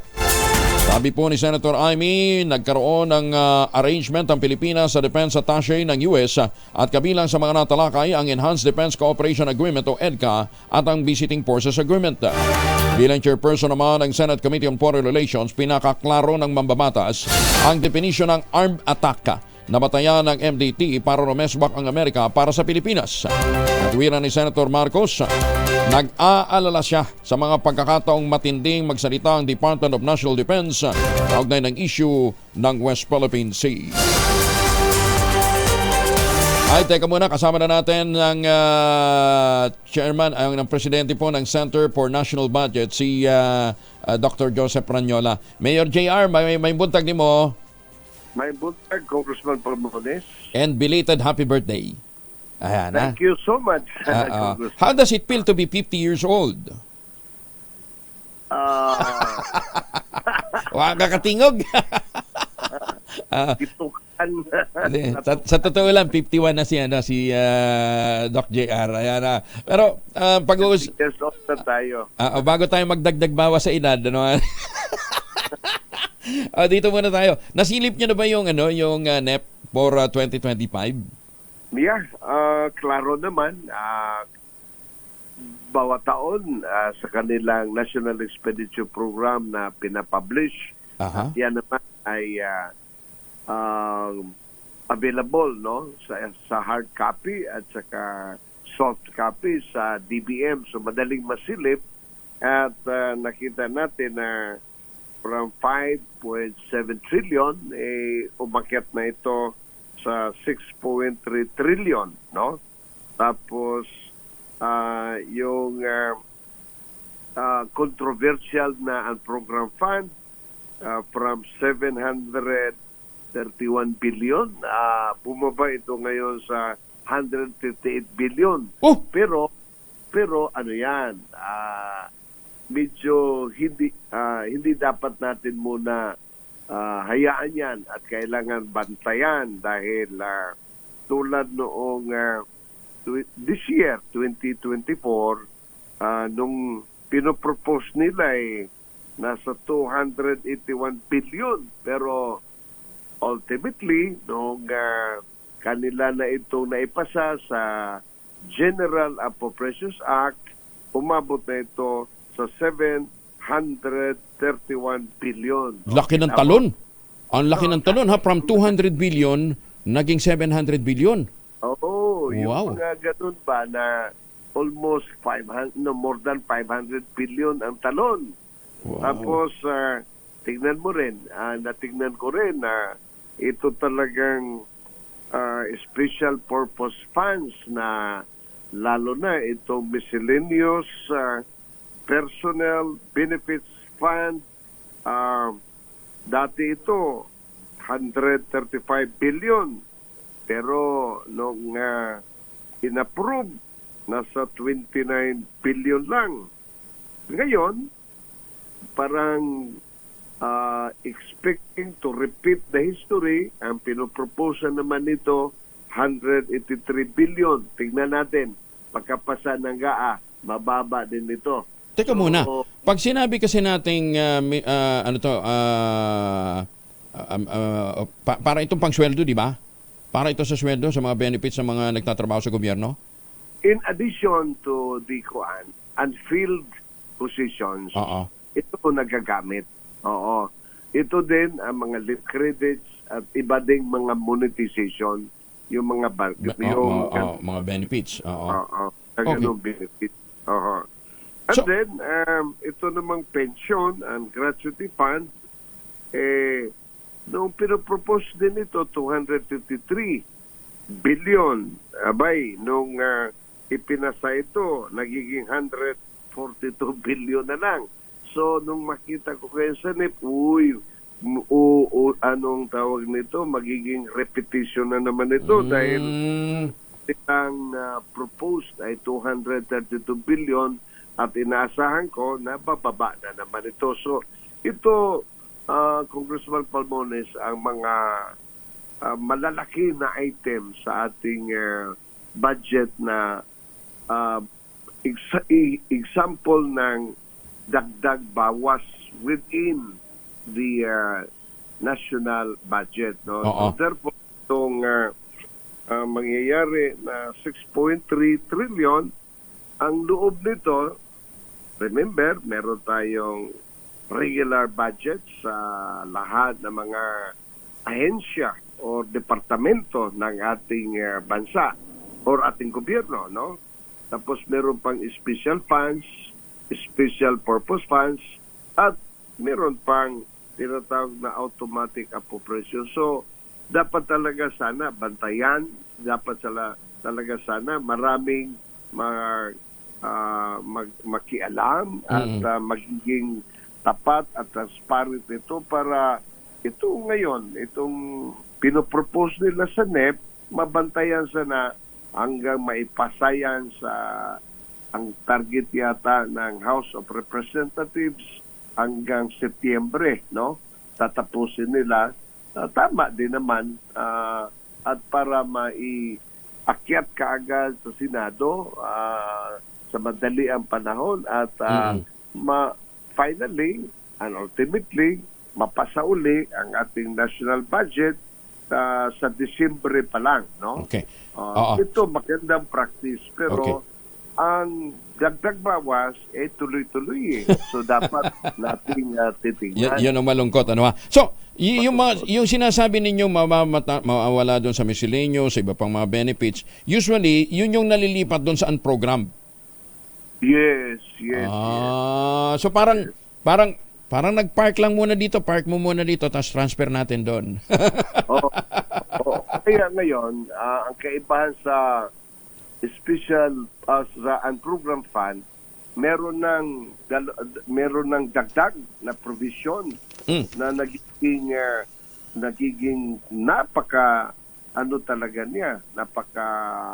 powerful na programa ito. Number one, kapag kung ano man ang nailagay sa na allocation para sa budgetary support to government corporations, as soon as the GAA is approved, release na po yan. At lahat din mga foreign funding. Tama din yun, dahil yung foreign funding dapat hindi naantala. Pero, di ko maintindihan. Halimbawa, ang foreign assisted projects sa anong tawag nito? DPWH. Almost 70 billion or more than 70 billion. Pag ipipresent nila, nasa GAA or nasa regular budget. Pero biglang nawawala pag nakikita mo after the approval at nakita mo ngayon nandoon na sa program. So di ko maintindihan bakit sa ganung proseso itatago mo na i-release mo rin na naman pala. Hindi lang yun. Wala ko nakitang wisdom doon. Hindi lang yun. Ang daming project, ang daming foreign assisted ngayon na wala ngang counterpart, wala ngang local funding na counterpart. Yun yung sinisilip din ho ng ilang mga senador natin eh. Yes, totoo ho yan. At katulad din naman ng ating isa din sa departamento na bantayan natin kapag foreign assisted projects ay ang DOTR. Malaki din. Oo. So, medyo talaga nabahala din ako because pang 30 years ko na ito na nagmasid, nagmonitor, nag-scrutinize ang budget at considering Congressman na napakalaki ngayon ang edukasyon, abay hindi ho talaga dapat ito sana natin pababayaan. Magkano allocation for payment ng mga utang natin? Kasi ang sinasabi ho ng Department of Finance, malaki din ho kasi ang naibawas doon ho sa mga utang natin. Hindi sa principal kundi sa interest. Kasi hindi naman natin kayang bayaran pa yung principal kundi interest lang. That strengthen our position para makapangutang. Kaya lang, utang pa rin ho yun. So, magkano ang allocation natin for debt payment? Sa taon na ito, itong taon sa 2024, malinaw na 670 billion plus. Okay. At ang propose nila sa NEP ngayon for 2025, nagkahalagahan daw yan ng 848 billion. Wow. Now, alam mo, nakakalungkot talaga dahil napag-iwanan ng gusto ang ating principal, no? Nasa 1.2 trillion, no? This year. At next year, 1.2 trillion. Now, there was one interview, and I'm sorry, no? Klaro na sinasabi ng ating Secretary sa Finance. And I was really shocked. Sabi niya, hindi masama ang mangutang at mangutang. Pero, him as a member ng DBCC at magsabi ng gano'n, abay, pwede kang mangutang pero sana nga bawasan mo yung principal. Paggastos. Oo. Pero kung karamihan doon, lalo na kung maraming mga leakages, yun ang nakakasama. Di ba sa ibang bansa, nakakagulat, trillions din ang kanilang utang, no? Pero makikita mo ang progreso. Nakikita mo saan dinala ang pera. Ito na lang sa Metro Manila. Itong sa Public Works, halimbawa. Bakit nagiging problema pa ang ating flood control? Di po ba? Ang flood control natin sa Public Works na lang nasa mga 244 billion. Pero kinakalat ng husto eh. And kung yun ang titignan kung saan napunta because ang pakiwari ko ang malaking porsyon ng ating flood control sa Public Works alone na 244 billion, iimbis na ilagay mo sa Metro Manila dahil nandyan ang problema, parang nakikita ko mga 10% lang. Nasaan doon? So it's really the planning. It's really your implementation. At ako na may nakakaintindi na rin ng kaunti dahil siyempre nagiging sa pagiging mayor ko, mas naintindihan ko na talagang disconnected ang ating national budget sa ating mga LGUs. At dito ako humuhugot ng kaunti dahil I feel hindi ho talaga balanse. So, this is the reason. Malaki utang mo, hinaharap mo sa inyong interest, hindi mo magagalaw ang principal dahil lumaki na ng lumaki, pero sana titignan talaga ng ating mga economic advisors na talagang magiging strategic at magiging effective yung kanilang ginawang allocation. Problema nga, di ba? Inaamin na nga, wala tayong national master plan sa flood control. Paano mo nga naman pagtatagni-tagniin yun? Di putol-putol, di ba? Yes. Kung alam mo, Congressman, no? Ang hindi ko naman maintindihan, yan ay part ng DPWH portion na talagang magplano kayo. Pero mo, in this year, ang kanilang proposal was 15.9 billion. Tapos ang inapproval lang nila, 1.9 billion. Di talagang wala kang gagamitin. Ang gagaling ng mga palapoks, ang gagaling ng mga, meron ka dapat pambayad. Pero tignan mo, itong pera na to, sila-sila lang ang naghihilot, sila-sila lang gumagastos. You know, ang nakakadungkot because alam natin na merong bidding para sa supplies, merong bidding para sa mga construction or civil works, merong bidding sa katulad nito na planning dapat. Walang nagbabaton sa ating gobyerno na ganon. Biro mo this year, sasabihin nila walang planning. Bakit ka nag-propose ng 23 billion? At the end of the day, ang iyo na namang i-approve ay nasa 1.9 or 2 billion tulad ng nangyayari sa taon na ito. So wala kang maasahan. So this is what I am saying. Nagsasabi sila na walang basihan. Dapat idaan natin sa tama. Ilahad mo ang figures or datos para sa ating pag-uusap magiging makabuluhan. Problema nga po, alam nyo naman din ang nangyayari pagka nagkakaroon ho ng mga talakayan dyan Ang tinatanong lang dyan Korean game. Magkano Korean? Ano bang, saan ba dadarian yan? Para yan, anyway, Doc JR, from time to time makipag-unayan ho kami sa inyo, kukulitin namin ho kayo dahil nga sa magiging fast track daw yung deliberasyon, kaya fast track din ho siguro yung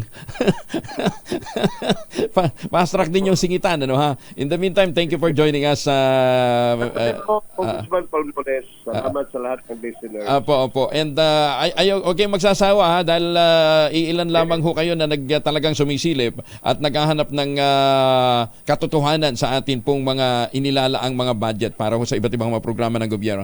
Thank you, Mayor JR. May buntag. Maraming salamat po. Ayan na. Si Dr. Joseph Ranyola po mula sa Center for National Budget. Consultant din ho ito ng marami ho sa mga senador natin at mga kongresista during budget hearing. Yun nga lang, nagugulat din ho siya. Bakit karamihan ng mga nire-recommenda nilang mga dapat pag-alokahita ng pondo, hindi naman ho nangyayari. Meron nga ako isang kaibigang senador, sabi niya, nung dumating ako doon sa BICAM, tapos na Nagpapalakpakan na lang sila Ayan na. Din nga, di ba nagkabukingan nga. Paano nga naman magtatagni-tagni yung flood control project? Wala nga master plan. Kaya nga ho yun ang sinusulong ngayon. Magkaroon ng master plan para magkakatagni-tagni. Ayan na. Yung foreign assisted project. Sabi ko nga sa inyo, meron isang congressman dyan sa Quezon City. Ang tibay ho ng dibdib Foreign assisted project na hinihingin pa ng 10%. Ganda umaga, Pilipinas! 24 na, makalipas ang alas 5 na umaga.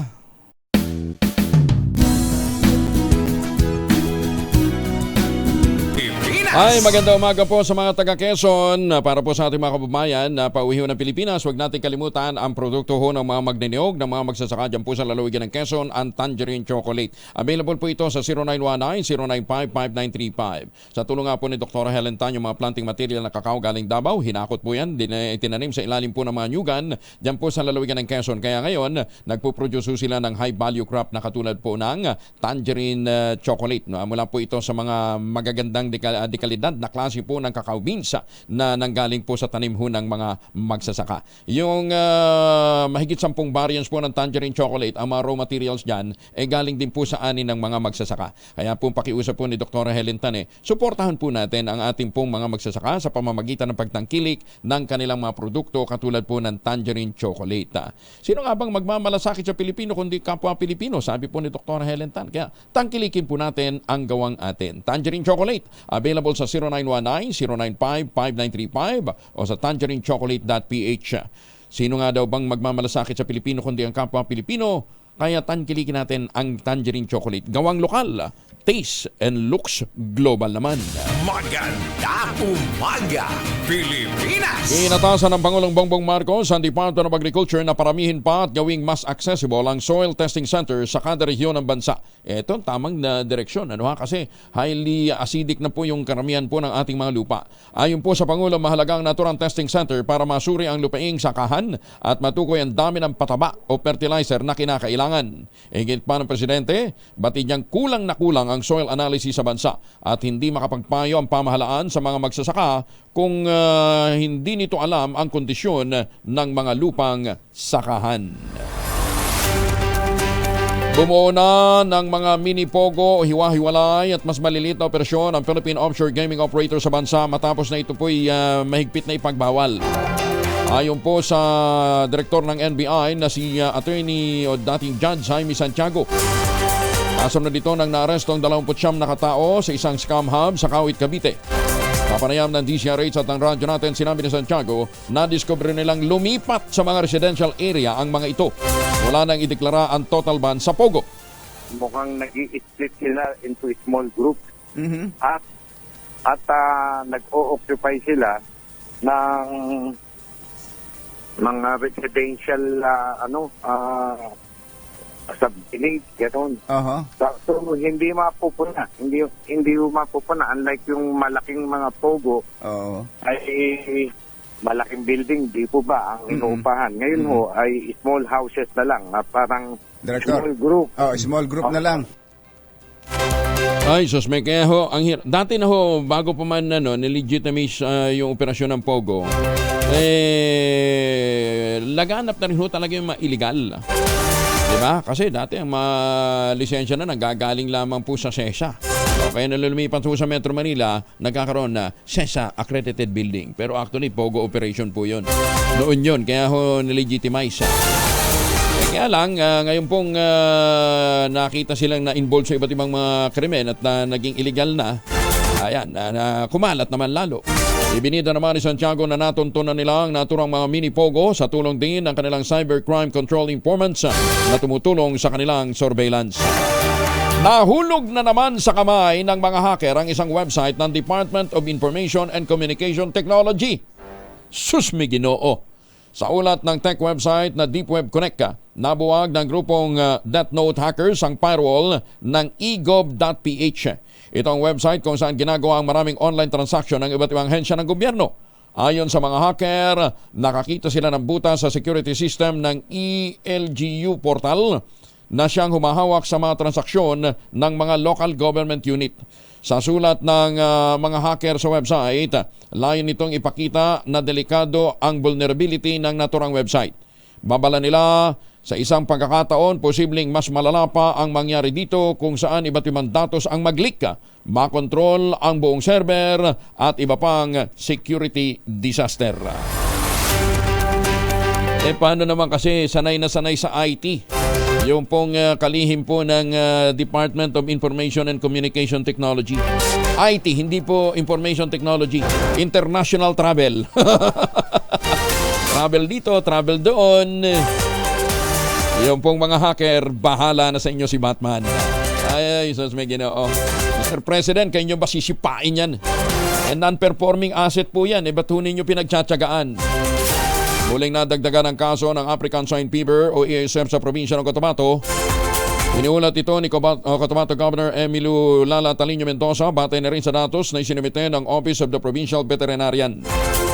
Ilan sa mga barangay na may bagong kaso ay Barangay Malungon sa bayan ng Makilala, Barangay Malamote sa Midsaya, Barangay Manubuan sa Matalam, Barangay Buayan at Barangay La Suerte sa Mlang at Barangay Banayan naman sa bayan ng Tulunan. Bunsod nito, hinimok din ng Gobernadora ang Department of Agriculture na magtatag ng satellite ng Animal Diagnostic Lab sa probinsya bilang tulong sa kumakalat na o pagpuksa sa kumakalat na sakit.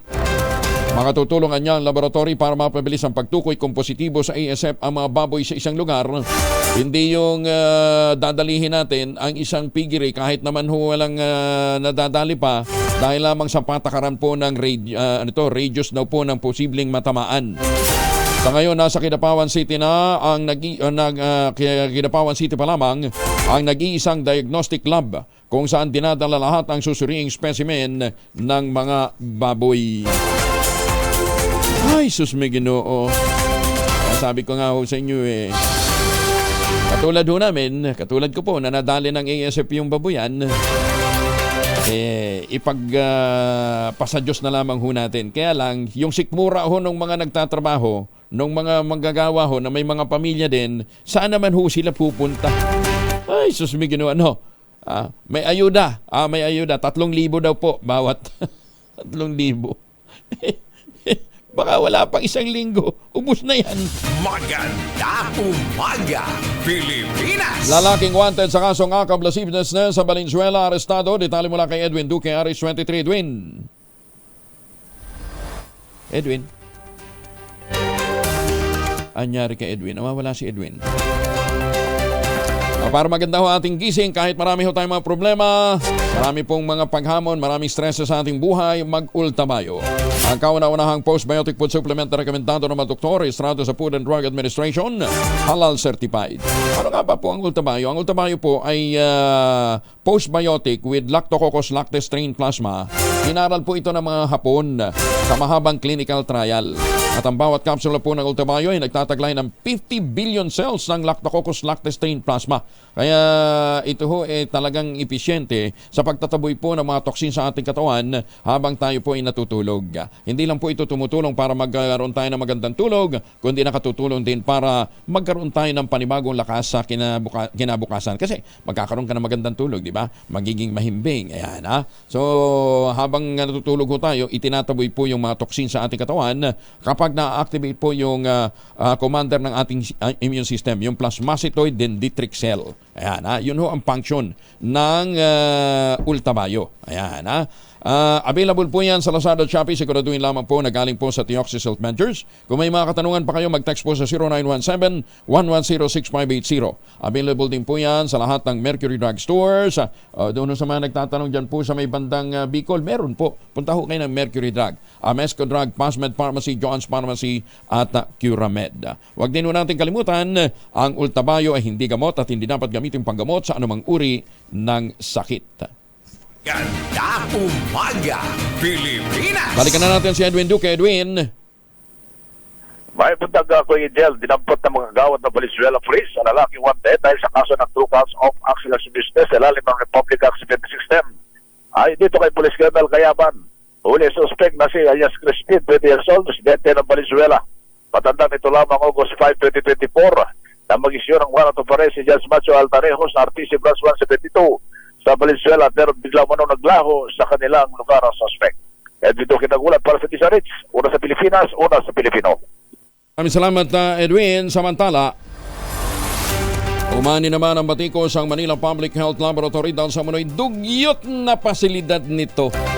Ang laboratory ay kung saan pumupunta ang mga manggagawa sa lungsod ng Maynila para dumaan sa iba't ibang test upang makakuha ng health permit sa halagang 625 pesos base sa kanilang o base sa isang ordinansa na siya ring kinikwestiyon ng mga empleyado. Ayon sa isang representative ng isa sa mga labor union ng UST, hindi muna nag-implementa o hindi dapat siya na muna nag-implementa ng naturang ordinansa kung ganoon lang din ang pasilidad nila. Lalo pat health permit din ang kukunin mula dito. Sa laboratory sinasagawa ang specimen collection kung saan gagawin ito sa ilang cubicle na tila amoy ihi. Ang isa pa na tinakpan lamang ng 2 tarpaulin. Sana naman walang picture ng mga opisyal o mga kandidato, ano ha? Ginit naman ang mga staff, regular naman nilang nililinis ang mga lugar na ito. At yung urinal na may takip na tarpaulin ay option lamang daw para sa mga hindi makapag-antay. Ayun naman pala. Maganda umaga, Pilipinas! Alas 5:40. Bagong impormasyon kasama si Kuyang Angelo Palmones. Magandang umaga, Pilipinas! 46 makalipas ang alas 5 na umaga. Ay, para ho sa mga suki natin dyan sa Region 4A ha. Yung sa kupo ng Mimaropa. Baka gusto ninyong pasyalan itong St. Monique Ballet, the most prestigious project ngayon dyan sa Binangonan, Rizal. Bang paggising mo, kinabukasan, paggising mo sa umaga, paglabas mo ng balkon ng bahay mo, paglabas mo ng pinto, ang sasalubong sa inyo, nature. Tingnan ho ninyo yung kanilang latest model ng townhouse, yung Bianca. 2-story house yan, with balcony. Tapos may 2 hanggang 3 bedrooms. O pwede humabel through Pag-ibig Financing at 19,000 plus monthly, 30 years to pay. Kaya ang gawin ho ninyo, makipag-ugnayan po sa 0917-719-7908. Ulitin natin ang 0917-719-7908. Nasa loob po mismo ng township ang iba't ibang mga amenities na laan para sa lifestyle ng mga gusto ng relaxation. Clubhouse pa lang, panalo na eh. Samantala, ikinatuwa naman ni Senator Amy Marcos ang pagratipika ng Senado sa Bicameral Conference Committee report para sa panukalang self-reliant defense posture. Ayon kay Senator Marcos, umaasa siya agad na malalagdaan ng Pangulong Bongbong Marcos ang nasabing panukala para maging ganap na batas. Kawawaan niya mga sundalong Pilipino na itinutulak sa mga gulo nang walang kabala-bala. Binanggit pa ni Senator Marcos sa report ng Commission on Audit na sa kabila ng 420% na pagtaas ng gastos, nabigo pa rin ang government arsenal na maabot ang target na ammunition production. Ang tanong na mababatas, paano nga ba ipagtatanggol ng mga sundalo at mga pulis ang Pilipinas kung mismong national arsenal hindi makapag-produce ng sapat na bala? Sinabi pa ni Senator Marcos, mas makabubuti kung buhayin nga ang SRDP ng kanyang amang sinating Pangulong Ferdinand Marcos Sr. kung saan nasa Pilipinas ang mismong defense manufacturing. Ganyan pa man, binigyantiin ng senadora na walang kaaway ang bansa, maski na ang China na trading partner ng Pilipinas o Amerika na isa naman nating treaty ally. Magandang umaga, Pilipinas! Kandidat ng trabaho, benepisyo dapat pag-unahan ng pansin. Ayon naman sa trabaho party list, detalye ng balita mula kay Jel Parosa, RH52. Jel. Iginiit ng trabaho party list na kasama.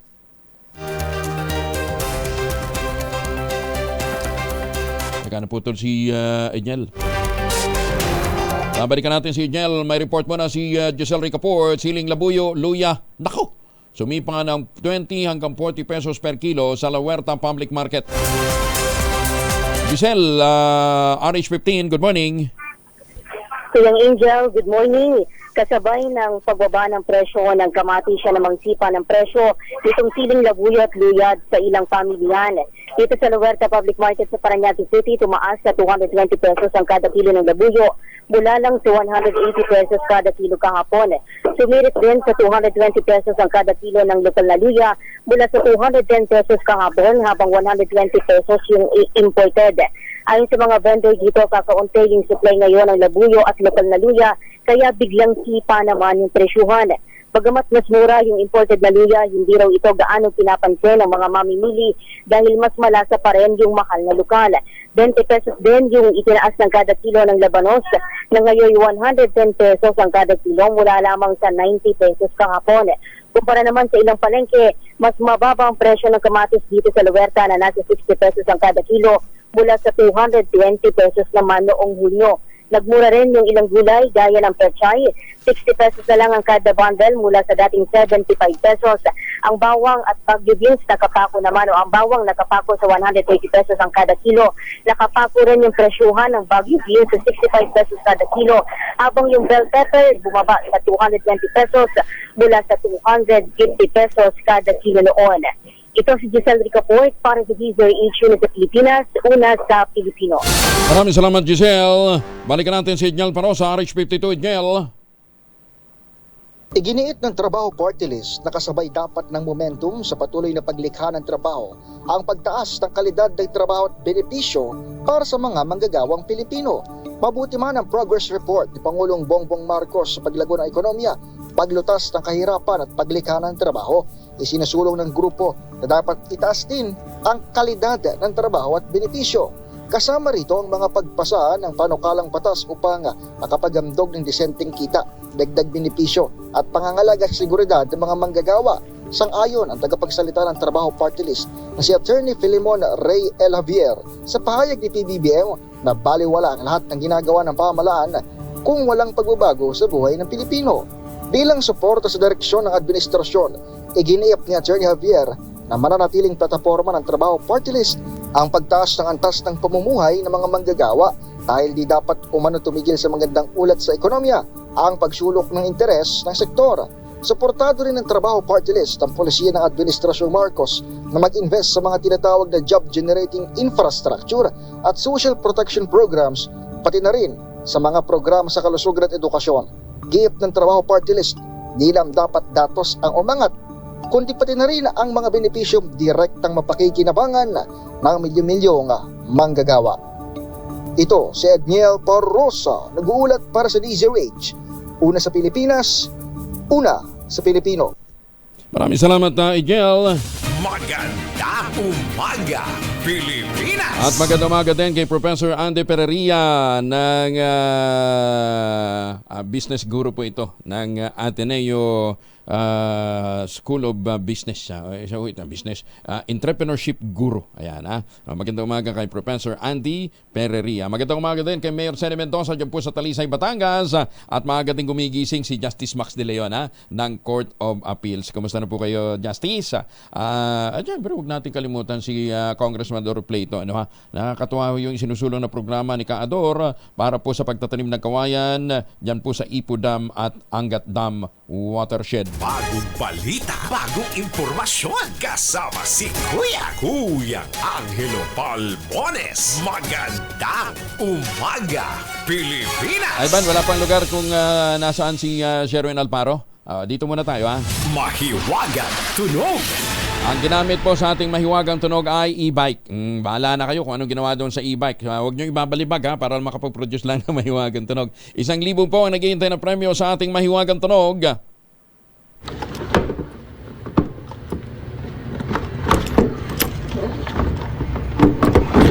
Bakit may cranking ba? Wala naman. May cranking ba ang e-bike? Meron din. Hindi di ba ini-start lang? Wala namang cranking yan. Yung iba meron. Okay. Ay, ba't ko ba nasabi? Ba't ko ba nasabi?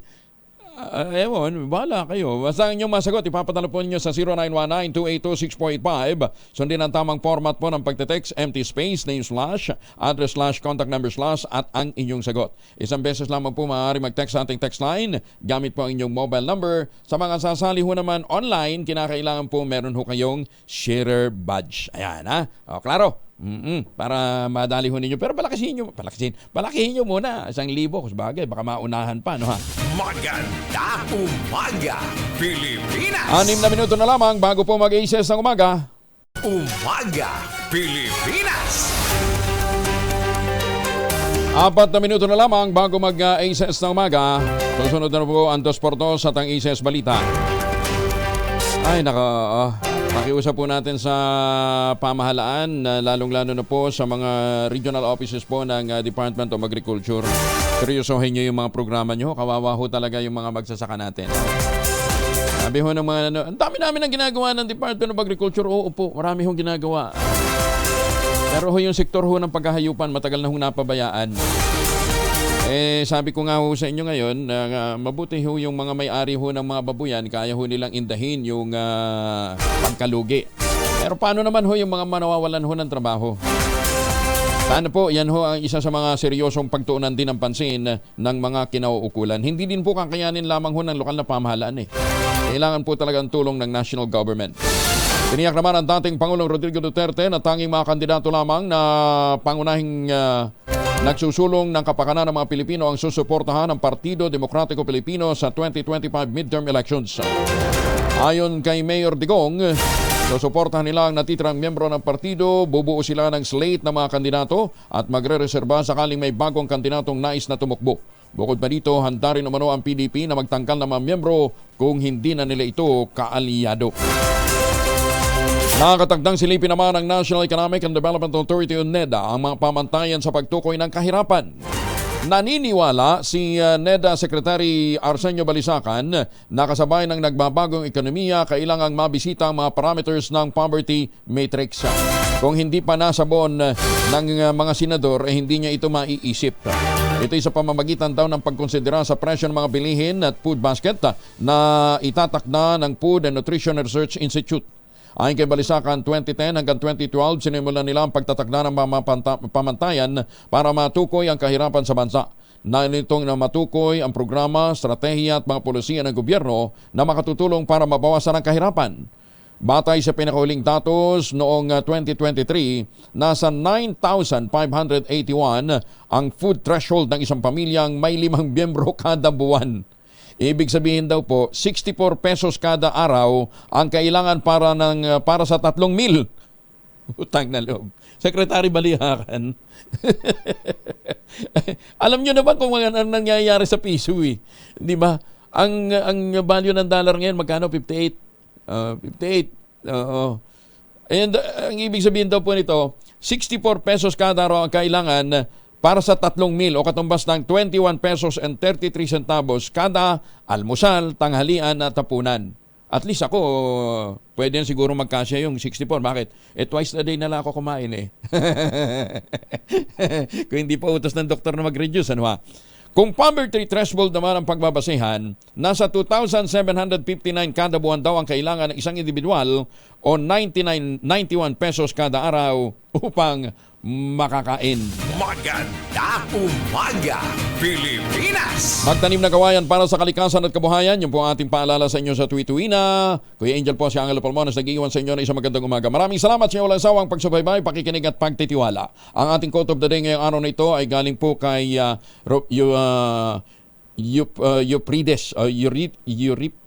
Euripides. Ayan, hirap talaga nito, tongue twister eh. Real friendship is shown in times of trouble. Prosperity is full of friends. Ayan. Pagka daw okay ka, marami kang kaibigan, pero pagkaala ka na, good luck. Maganda umaga, Pilipinas! Ano sa isang umaga?